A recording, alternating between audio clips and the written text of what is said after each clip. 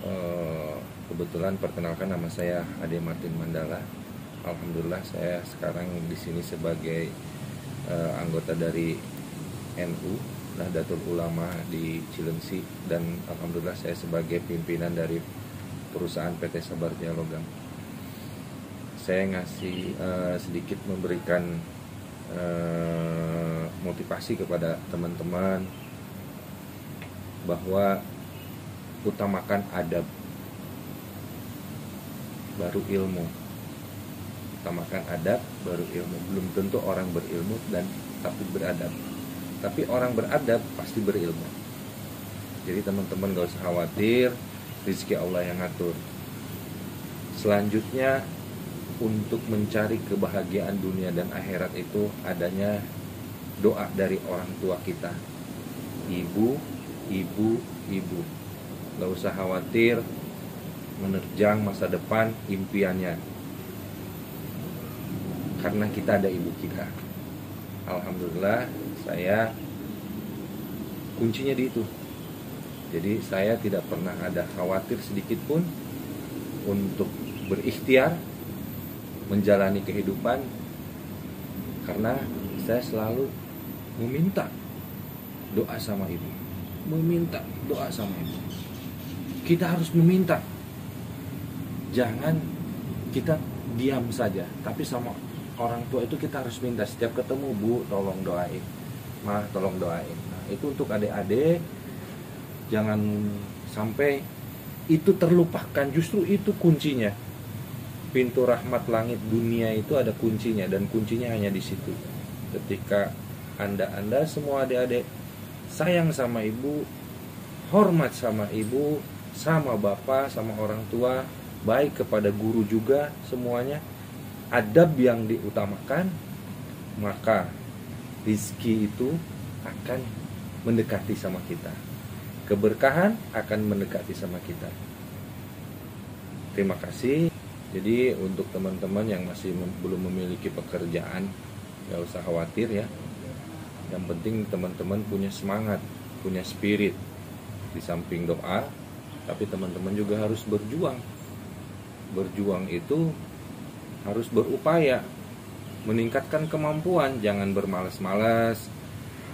Tinggalkan hal-hal yang kira-kira tidak bermanfaat, bermain yang tidak bagus, negatif, tinggalkan semua. Main HP yang game-game segala macam itu teman-teman tinggalkan semua. Tinggalkan, tapi tingkatkan diri kita, kemampuan kita. Yang belum bisa bahasa Inggris, belajar kursus bahasa Inggris. Yang belum bisa bahasa Arab, belajar. Semua tingkatkan kemampuannya. Artinya nanti ketika kita sudah memiliki kemampuan, memiliki tingkatan yang layak, insya Allah pekerjaan itu pasti akan ada aja. Teman-teman juga harus luas, harus pandai dan berani berkomunikasi. Ya, intinya segala sesuatu tuh kita pintar menyampaikan hubungan. Ya, kalau Rasulullah itu dulu bagaimana beliau bisa sukses itu kita contoh dari perjalanannya Rasulullah. Nanti di situ teman-teman bisa pelajari tuh bagaimana Rasulullah bisa sukses dalam 22 tahun memimpin.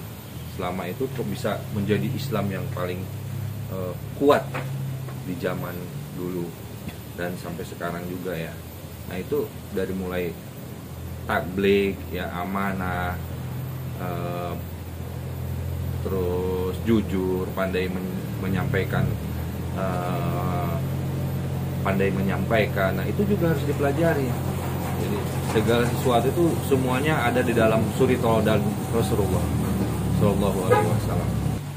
Hal-hal negatif yang perlu kita hindari di masa anak remaja, masa muda itu, satu, pergaulan bebas. Pergaulan bebas ini ada pacaran ya. Yang kedua, kita terkena dengan narkoba. Terus yang ketiga, kita pergaulannya selalu begadang, sehingga semuanya itu negatif. Nah, itu tinggalkan, semua tinggalkan. Itu ya. Untuk cara gimana kita cerdas menggunakan teknologi yang canggih HP kita ini, alhamdulillah sampai sekarang HP saya ini bisa dikategorikan canggih banget.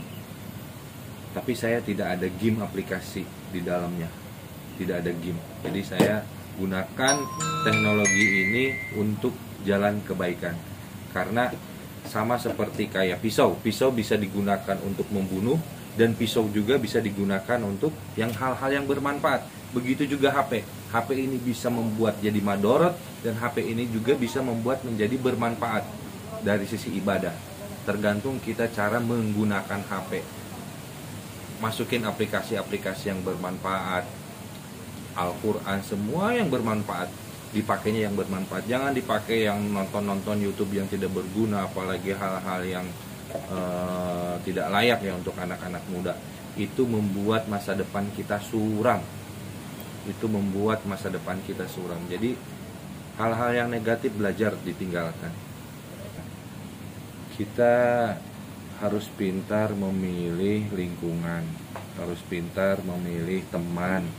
Penting dalam memilih teman, memilih lingkungan. Jadi jangan sampai kita salah dalam pilihan. Hidup juga sebuah pilihan. Kira-kira kalau teman itu memang membawa hal-hal yang aura negatif, tinggalkan.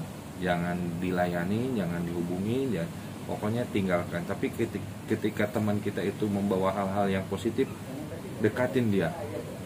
Karena pasti ada keberkahan, ada keutamaan, ada hikmah di dalamnya. Gitu. Untuk teman-teman, pertama nggak boleh ada pikiran yang pesimis. Allah Maha Pengasih, Maha Penyayang, Rahman dan Rahim. Allah Maha Dermawan. Jadi tetap pertahankan dunia positifnya. Jangan berpikiran bahwa kita di dunia positif terus kita tidak ada rezeki. Jangan. Justru kita udah benar. Insya Allah dengan jalan yang benar, sudah benar, insya Allah nanti rezeki kita pun akan benar. Nanti ada masanya. Jadi istiqomah itu lebih bagus daripada 1000 karomah ya. Istiqomah lebih mulia daripada 1000 karomah. Jadi hal-hal yang sudah positif, jalankan positif. Ya, tinggal perbaiki ibadahnya, persiapkan diri kita layak apa tidak, kita bisa dikabulkan hajatnya. Itu saja. Ya. Ada peribahasa, kata-kata mungkin ini agak nyeleneh, tapi coba kita pikirkan. Giliran sholat telat, giliran minta hajat dikabul pingin cepat, situ sehat. Nah, ini seperti itu. Jadi kita harus mempersiapkan diri, kita layak apa tidak hajat-hajat kita itu bisa cepat dikabul. Intinya itu. Nah, tadi awal saya sampaikan lebih utamakan adab daripada ilmu. Orang beradab pasti berilmu. Tapi belum tentu orang yang punya ilmu dia punya adab. Adab terhadap guru, adab terhadap orang tua, adab terhadap teman, semuanya utamakan adab. Nanti akan terlihat kalian semuanya itu memiliki akhlak kul karim. Jadi kalau bicara mengenai masalah disiplin ya, orang Jepang itu lebih Islam daripada orang Islam. Orang Jepang lebih Islam daripada Islam. Kita lihat karakternya dia itu tepat waktu. Padahal Islam mengajarkan sama kita tepat waktu. Di sisi dari sholat itu terus selama 5 waktu itu kita diajarin tuh, diingetin bagaimana caranya tepat waktu. Belajar safety. Nah, di perusahaan pun sama, utamakan keselamatan, safety. Di Islam itu utamakan keselamatan dunia dan keselamatan akhirat. Gimana supaya selamat? Safety-nya gimana caranya? Ibadah, sholat 5 waktu. Itu safety, bagian daripada HSE. Kalau di perusahaan namanya K3. Kesehatan, keselamatan, kerja. Itu K3. Tapi kalau di dalam Islam, safety-nya sholat tepat waktu. Itu safety.